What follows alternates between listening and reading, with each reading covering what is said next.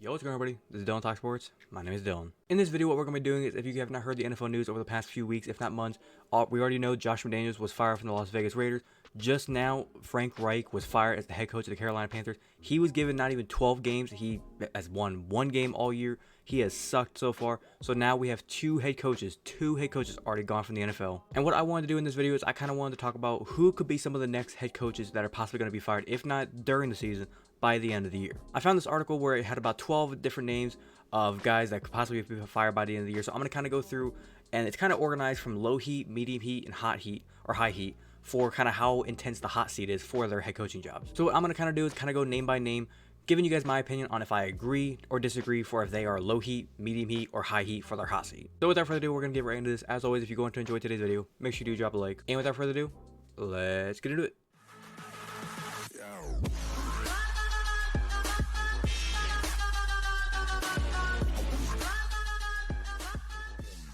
So like I said in the intro, it's a whole article right here. If you want to go check that out completely for yourself, I'll put a link down in the description if you want to go read it for yourself. But starting off here, we have our low heat. We have Arthur Smith. Here's the thing with Arthur Smith. He's been with Atlanta for a few years. He's got all this talent. So far, he's pretty much ruined Kyle Pitts' whole career. I don't see how he can basically ruin Bijan Robinson's career, but so far it looks like he's doing it. I think the thing with Atlanta of why they're giving him a little bit of time over these few years is because they see the talent. They understand what he has going on there.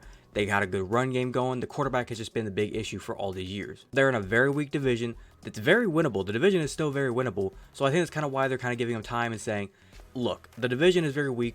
If you can at least just win this weak-ass division, we'll give you more time. But I feel like in a way, if they don't win their division, they don't go to the playoffs. I mean, it says right there, he could be the scapegoat, and I completely agree. So I would say this, they say low heat, I'm going to say medium heat. Only for the fact of, I think Arthur Smith is in this boat of where he needs a quarterback, and I think they might give him 1 year. They're going to go into the season. If they make the playoffs and they lose in the playoffs, fine.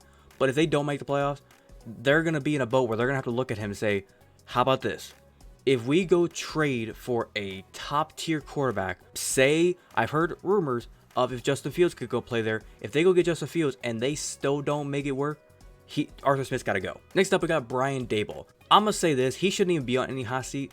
The man last year with Daniel Jones went 11-6, went to the playoffs, beat the Minnesota Vikings in the first round, and then in the second round, obviously we don't need to talk about that, but whooping from the Eagles. But he had a great year last year, coach of the year. They went to the playoffs, coach of the year. This season, it's just been a downhill spiral. And you have to think, look what the man was given when he became the head coach. God awful coaching from behind with Ben McAdoo, like I said, Joe Shermer, Joe Judge. Brian Daboll steps in there. Everybody thought Daniel Jones was never going to be something. And Brian Daboll kind of fixed him. He made him into an average quarterback. Now, I don't agree with the decision to give Daniel Jones $40 million a year. That was stupid. Moving on, I think Brian Daboll, he still leads a good offense. The defense has been crappy this entire year. But with the amount of injuries they've had, and now Daniel Jones being done for the year, Saquon Barkley was down for like the first, I think, four of the 5 games. So he's now healthy. He's kind of playing better. The whole team is just so banged up, it's not even funny. So I'm gonna say this: Brian Daboll shouldn't get the hell out of here. He shouldn't even be on the low heat. He shouldn't be on any heat. He should be on just a nice, cool, calm day. Because if you go from last year being 11-6 and then he has this kind of season this season and you fire him for this is why the Giants are never going to count to anything. Next up, we got Todd Bowles. I don't even know why the man has a head coaching job. He was a head coach for the Jets a couple years ago, didn't do anything. Then he comes to be with Tampa Bay right after Bruce Arians leaves.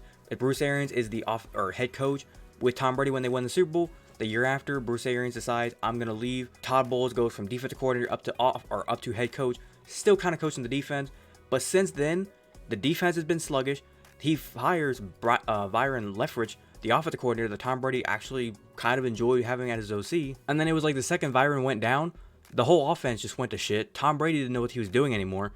And that was whenever I think Tom Brady realized, I got to get the fuck out of here. I will say this year they have looked okay. The offense has been running a little bit better with Baker Mayfield being the quarterback. It's just the defense has been god-awful. And I thought Todd Bowles was supposed to be the defensive mind behind that. Given my opinion, I would say Todd Bowles, he should be on the hot seat. He should be on high heat, and he should be out of there after the season. Next up, we got Sean McDermott. I've heard a lot of Buffalo fans kind of talking about this, and I'm agree with them. Sean McDermott's got to go. We thought Leslie Frazier, the defensive coordinator, maybe would be the problem because he was not doing that good on defense. Sean McDermott took over when Leslie Frazier left out of the building, I think for personal reasons. Sean McDermott been calling the defensive plays. believe Sean McDermott, he's supposed to be a defensive-minded coach. So far, this defense has looked dog shit. It seems like in every single pivotal game that Josh Allen has where it's like, this is a make it or break it game, and Josh Allen goes out there and balls out, puts up 30, 40 points, the defense always sells. So I'm going to say this. In the Bills' eyes, they want him gone. If I was a Bills fan, I would probably also want him gone. But from a fan perspective, I almost feel like it's like give him another year, or what the front office should do. If they are 100% still on Josh Allen, and as him being the quarterback, him being basically your whole franchise, I would go to Josh and I would ask him, how do you feel about Sean? Do you like Sean being the head coach? Do you want him still around here? Next up, we got the New Orleans Saints and Dennis Allen. I think Dennis Allen should just go. He's not done really anything in New Orleans ever since Sean Payton left. If Dennis Allen was able to coach that defense into being a top 5 defense every single season, I would say keep him. But the fact that that's what we thought the Saints defense was going to be this year, and they've not been it, I think he needs to go. He got Derek Carr to come in to be their franchise quarterback, and I thought with Derek Carr being there, they were going to easily win this division, 10-7, 11-6. So far, they're just like a mid-team. Like with the talent that the Saints have, I would have thought they'd have a better record than they do right now. But for some reason, they are just like a very, very mid-team. Dennis Allen's going to be the one that if the end of the season comes around and he's not fired, it would surprise me. I don't see him getting fired mid-season. By the end of the season, he should be gone. Next up, we got Robert Saleh. He is not going to get fired. I don't know why he's up here. I think they need to give him a full year with Aaron Rodgers. That's the thing about this. He's coached a good defense. The defense, everybody talks about being top 5 defense. I think top 10 is more reasonable. Top 5 is pushing it a little bit. Top 10 is where I would say their defense is right now. And their problem is he's never had a competent quarterback to run the offense. I mean, he's had Zach Wilson, he's had Mike White, and he's had a whole bunch of janitors. And we thought this year with Aaron Rodgers being out there that this is going to be the year this offense finally comes alive. And it's not. It did not live up to the hype because he tore his Achilles week 1, and right away Zach Wilson went out there. Did Zach Wilson lead a game-winning drive at the end of that game against the Bills? Yes, but ever since then, this offense has been trash. I think Robert Saleh should not be on no medium heat or even low heat. He should not even be on the heat as well. He should just be off chilling somewhere until they can get a full season with Aaron Rodgers. If Aaron Rodgers come back next season and they play out the year and they only get to like 9-8, 8-9, and don't make the playoffs, yeah, I can see Robert Saleh being fired. But for this season, no way. Next up, we got Bill Belichick, and this is the one that kind of sad to say. He's gotta go. And the thing with Bill Belichick is either he's gotta go completely or he's got to give up, I think, general manager responsibilities. It's been talked about here over the past few weeks of him being the general manager and the head coach, and his problem is he does not know how to draft players.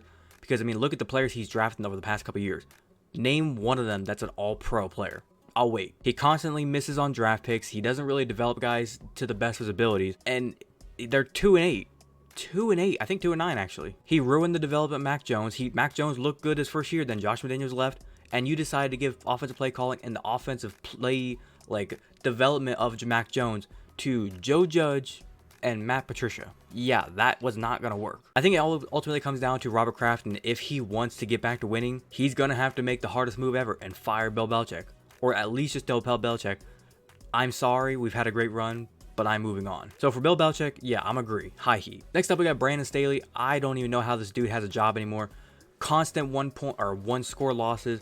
Should have been left in Jacksonville at the end of the playoff game last year. He's constantly given new chances. He's always has an opportunity at the end of the game. And people are going to say, well, if it's a one-score game, why isn't Justin Herbert going down there winning the game? The defense has also been selling on this team a lot. Do you know the amount of times that Brandon Staley and this offense at least went down, got a touchdown, Justin Herbert saved the day, and then right after, the defense just sells on the team? For those of you who do not know, Brandon Staley calls the defensive plays. He's still kind of the defensive coordinator, or like at least the defensive play caller for the team. And I think right now with them being 4-7, looking like they're going to be going to another 500 season, he's got to go. And I wouldn't be surprised if he gets fired mid-season and maybe they let Kellen Moore, the offensive coordinator, take over as head coach for the rest of the season. And I think I'd find it ironic that 2 years ago, I think Kellen Moore was in the opportunity to become a head coach, and he interviewed, I think, with LA for the opportunity. They went with Brandon Staley instead. So it'd kind of be ironic in a full circle. Last two here, we got Ron Rivera. He, I think, was already informed that he's going to be probably fired by the end of the season. But I think the original plan was for Ron Rivera to move up into the front office after the season was over. Go into the front office as like a kind of superior role. Just be up there working with the front office guys, not being a coach anymore. And I'd be curious to see if Josh Harris and the whole ownership, Magic Johnson, all the guys for the Washington Commanders do decide to do that, if they allow him to move up in the front office, or if they're just going to tell Ron, you got to go. Because so far the way it's going, they've already fired the defensive coordinator. Ron Rivera has been told you are now the acting defensive coordinator as well as head coach. You're calling defensive plays now. Eric Bieniemy is still calling offensive plays. People had thought if Ron Rivera was fired midseason that Eric Bieniemy could then take over as head coach and become offensive play caller and head coach for at least the last like 5 or 6 games. But for the Ron Rivera one, I think he's going to last to the end of the season, and they'll go into the next season looking for a new head coach. And last up, we got Matt Eberflus. He's going to be gone. I wouldn't be surprised if in the next week. He's got to go. I don't understand how this dude is still the head coach. He's won, 5 games, 6 games in the past 2 seasons? The dude is a bum. He was brought to Chicago because he's supposed to be a great defensive play caller back when he was with the Colts. He's supposed to be a great defensive mind. So far, Chicago fans, let me know if you are in the comments, how has the defense looked? Because I don't think it's looked too good. They were supposed to come in and help develop Justin Fields. That's not been working. I mean, Justin has played okay, but he's not played to the excellent ability that we thought he could. So when it comes to Matt Eberflus, once again, I think he's got to go. So after kind of counting it up, we got about maybe 5 or 6 more, maybe 7 head coaches that are probably going to be gone after the season. Which I'm not going to lie, that's a lot. If you have already the 2 head coaches that we already have fired, Frank Reich and Josh McDaniels, adding on another 5, 6, 7 head coaches, you could be looking at anywhere from 7 to 9 head coaching openings by the time we get to the offseason. I'm going to say this. Do I think some of these head coaches that was listed there could be fired mid-season? Yes. Most of them, I feel like if they were going to get fired, it's going to be the teams hopefully will wait to the end of the year, seeing how we're only like 6 games away.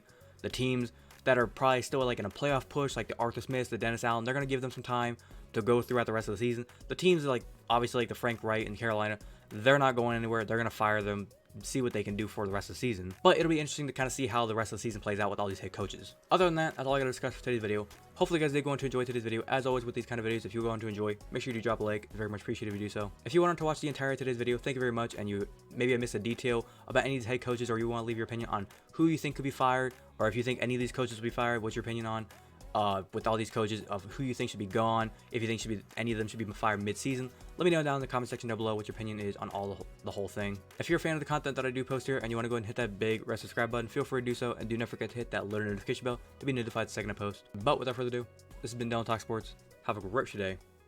Peace.